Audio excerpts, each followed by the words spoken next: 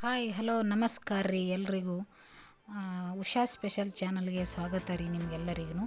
ಇವತ್ತು ನಾನು ಜೋಳದ ರೊಟ್ಟಿ ಹೆಂಗೆ ಮಾಡ್ಬೇಕಂತ ಹೇಳ್ಕೊಡ್ತಾ ಇದ್ದೀನಿ ರೀ. ಇದು ನಾನು ಜೋಳದ ಹಿಟ್ಟು ತೊಗೊಂಡಿನಿ ರೀ. ಈಗ ಇದಕ್ಕೆ ನೀರು ಇಟ್ಟೀನಿ ರೀ. ನಾನು ಇದಕ್ಕೆ ಬಿಸಿನೀರು ಇಡ್ಬೇಕು ರೀ, ಅದಕ್ಕೆ ಜಿಗಿ ಅಂತಾರೆ ರೀ. ಈಗ ಈ ನೀರನ್ನು ಇದಕ್ಕೆ ಹಾಕೋಬೇಕ್ರಿ. ಇದು ಹಾಕ್ಕೊಳ್ಳಿಲ್ಲ ಅಂದ್ರೆ ನಿಮ್ಗೆ ರೊಟ್ಟಿನೇ ಬರಂಗಿಲ್ಲ ರೀ. ಅದಕ್ಕೆ ಇದು ಜಿಗಿ ಹಾಕ್ಕೊಂಡ ನಂತರ ನಾವು ಆಮೇಲೆ ಇದಕ್ಕೆ ನಾದಿದ್ರೇನ ರೊಟ್ಟಿ ಬರ್ತಾವ್ರಿ, ಇಲ್ಲಾದ್ರೆ ರೊಟ್ಟಿನೇ ಬರಂಗಿಲ್ಲ ರೀ. ಈಗ ನಾ ಇದಕ್ಕೆ ನೀರು ಹಾಕತ್ತೀನಿ ರೀ. ನೀರು ಭಾಳ ಆಗೈತ್ರಿ, ಒಂದು ಸ್ವಲ್ಪ ತೆಗಿತಾ ಇದ್ದೀನಿ ರೀ. ಈಗ ಒಂದು ಚಮಚನ ತಗೊಂಡು ಅದಕ್ಕೆ ಎಲ್ಲ ಕಡೆ ಹಿಂಗೆ ಕಲಿಸ್ಬೇಕ್ರಿ ಜಿಗಿನ. ಈ ಥರ ಎಲ್ಲ ಕಡೆ ಕಲಿಸಿದ್ಮ್ಯಾಗ ಅದು ಸ್ವಲ್ಪ ಹುಷಾರಾಗಿ ಮಾಡ್ಬೇಕ್ರಿ, ಯಾಕಂದ್ರೆ ಅದು ಕೈಗೆ ಜಲ್ದಿ ಸುಡುತ್ತಾರೆ ಅದು ಜಿಗಿ. ಈಗ ಹಿಂಗೆ ತಕ್ಕೊಂಡು ಚೆನ್ನಾಗಿ ನಾದಬೇಕ್ರಿ. ಈಗ ಇದಕ್ಕೆ ಚೆನ್ನಾಗಿ ನಾದಿದ್ರೇ ರುಚಿ ಹತ್ತವ್ರಿ ರೊಟ್ಟಿನ. ಈ ಥರ ಚೆನ್ನಾಗಿ ಸ್ವಲ್ಪ ಸ್ವಲ್ಪ ತಣ್ಣೀರು ಹಾಕ್ಕೊಂಡು ನಾದ್ಕೋಬೇಕ್ರಿ. ಈಗ ನಮ್ಮ ಕಡೆ ಉತ್ತರ ಕರ್ನಾಟಕ ಕಡೆ ಜೋಳದ ರೊಟ್ಟಿ ಅಂದ್ರೆ ಭಾಳ ಫೇಮಸ್ ರೀ. ಈಗ ನಾ ಇದನ್ನು ನಾದ್ಕೊಂಡೀನಿ ರೀ. ಈ ಥರ ಮಾಡ್ಕೋಬೇಕ್ರಿ.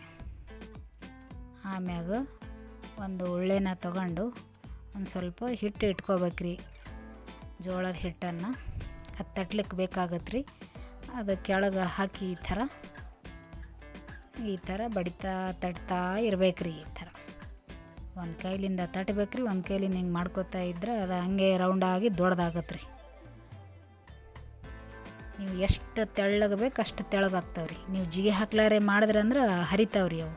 ಅದಕ್ಕೆ ಸುರುವಿಗೆ ನಾವು ಏನು ಮಾಡ್ಬೇಕ್ರಿ, ಬಿಸಿನೀರು ಹಾಕೋಣ ಇದಕ್ಕೆ ನಾದಬೇಕ್ರಿ ಜೋಳದ ಹಿಟ್ಟಿಗೆ. ಈ ಥರ ತಟ್ಕೋತಾ ಹೋಗ್ಬೇಕ್ರಿ. ಆ ಕಡೆ ನಾನು ತವ ಇಟ್ಟೀನಿ ರೀ. ಸ್ವಲ್ಪ ಉರಿ ಜಾಸ್ತಿ ಮಾಡಿರಿ, ಕಾಯ್ದಿದೆ ಅಂತ ನೋಡಿ.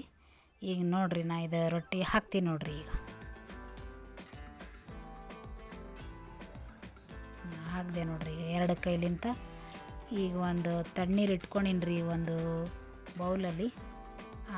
ಬಟ್ಟೆನ ತಗೊಂಡು ಎಲ್ಲ ಕಡೆ ಹಚ್ಬೇಕ್ರಿ.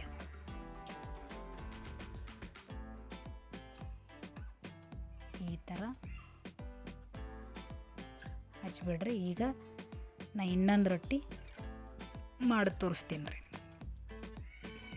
ಈ ಥರ ಒಳ್ಳೆನ ಮಾಡ್ಕೊಂಡ್ರಿ. ಒಣ ಹಿಟ್ಟನ್ನು ತೊಗೋಬೇಕ್ರಿ. ಇದಕ್ಕೆ ಒಣ ಹಿಟ್ಟು ತೊಗೊಂಡ್ರೆ ಅದು ಕೆಳಗೆ ಹತ್ತಂಗಿಲ್ಲ ರೀ, ಇಲ್ಲಾಂದ್ರೆ ಬಡಲಿಕ್ಕೆ ಬರೋದಿಲ್ಲ ಅದು. ಈ ಥರ ಮಾಡಿ ತಟ್ಬೇಕ್ರಿ.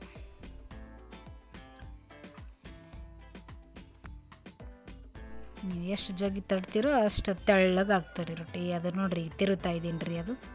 ಅದು ಒಂದು ಸ್ವಲ್ಪ ನೀರು ಹರಿದ್ಮ್ಯಾಗ ತಿರುಬೇಕ್ರಿ. ಈಗ ಇನ್ನೊಂದು ರೆಡಿ ಆಯ್ತು ನೋಡಿರಿ.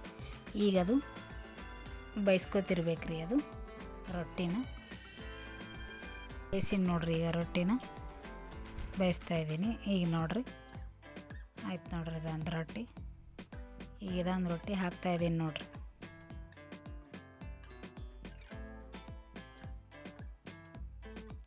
ಅದೇ ಥರ ಇದಕ್ಕೂ ನೀರು ಹಚ್ಬೇಕ್ರಿ. ಸ್ವಲ್ಪ ಉರಿ ಜಾಸ್ತಿ ಮಾಡಬೇಕು.